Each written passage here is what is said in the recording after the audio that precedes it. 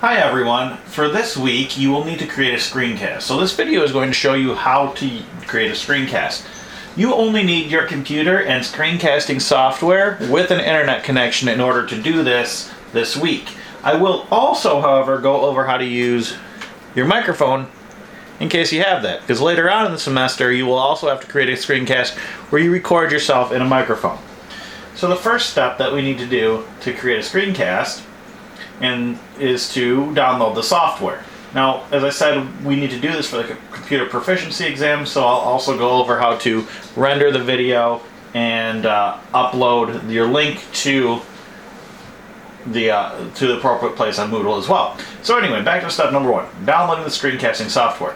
I prefer to use Screencast-O-Matic. So in the instructions, there's a direct link to Screencast-O-Matic. Go ahead and click on that.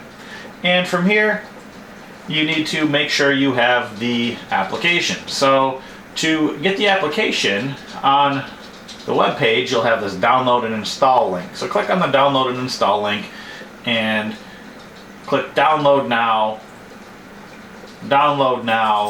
and it will download the software for you, and then you'll just have to follow the on-screen instructions to download it and install it on your computer. So I've already done that, so I'm not going to go through all the steps, but that's the first step you need for screencasting. After you've downloaded the instructions, then you can go back to the website, so screencast-o-matic.com, and you can start recording. So just click Start Recording, click the Record Screencast button, and it will load the recorder that you've installed on your computer. You might have to give permission to load it, and then the recorder has loaded. Now with the screen recorder, you'll see that it is now opened up and you have a number of options here. One of the options, as I said, I'm going to tell you about your microphone. So if you have a microphone, you may have one that's already built into your computer, so you'll have an internal microphone, or maybe you have a headset microphone or some other external microphone you'd like to use. I use my headset microphone that I got that was a gaming set that could be used with Xboxes. So they work great. I plugged it into my USB port and then I just kind of put it over my head. And as you'll notice on the screen, I have a narration area. And to see if my microphone is actually working, I'll talk, and if I see this green bar jumping up and down, then my narration is working. If not, there might be something wrong with my microphone. I might have to select it, and to do that I can click on this arrow next to the microphone and select a microphone to ensure that I have a microphone selected. And after I've done that, it will allow me to test my volume. I'll just click auto adjust. I'll speak into the microphone, it will adjust it for me, and then I will press OK, and now my microphone is adjusted for me with the narration levels, and I can still see the green bar jumping, indicating that my microphone is in fact working. I have some other options on the screen recorder. If I had a webcam plugged in, I can choose to show whatever's displayed on the webcam in my screencast, and I can of course record my screen on my screencast, so I want to toggle that if I want to record my screen, or I can do both. So those are my options here. I can include narration and these. I can choose a maximum time on my recording if I wanted to. I'm not going to choose that right now. And I can do the screen size for my recording too. I'm going to leave it at full screen, and I recommend that you record on full screen as well. And then I can choose to include my computer sounds too, so if I want to include any dings or warnings or background music that's playing on my computer, I can choose to include that with my recording too, with this software. So once I have all my settings right, then I can record my screencast. So when I have screen selected, it means that I'm going to record anything I do on my screen.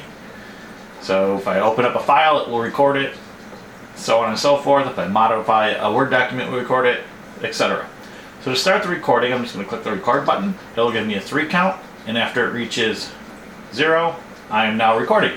So it's going to record anything that I do on my screen. As I move my mouse, it records it. As I go back to our course, it's recording what I'm doing. If I open up my File Explorer, it's recording that. If I create a new folder, it's recording all the things that I do on the computer.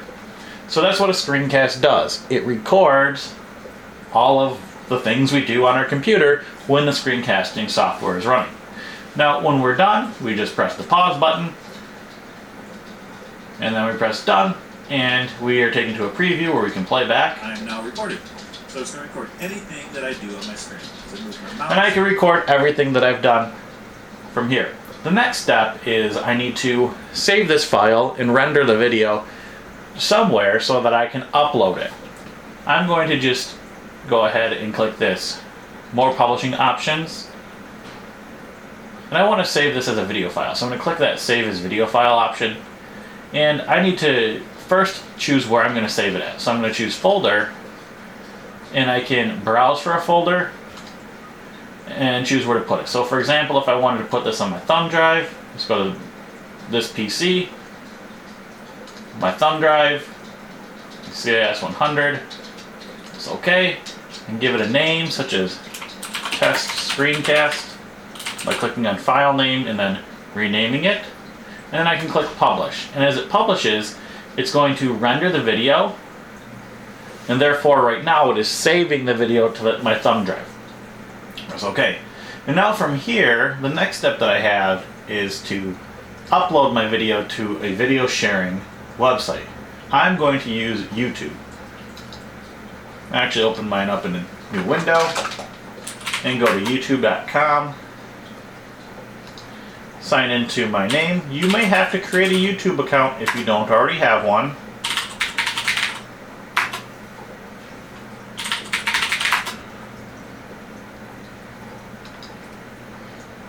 And once I'm logged in, I'm going to click this upload button. And then I can select a file that I want to upload. Remember, I saved mine to my thumb drive, CIS 100, Test Screencast, so I'll select that. Press open, and it will upload my file, and then it will render it again, or process it, for YouTube. Once it is done processing, it will become live at this link. So it says your video will be live at this link. So I'm going to go ahead and click that. And once it's done processing, I can copy this link, go back to the assignment on Moodle, and I can submit it. So I'll just go ahead and paste that URL.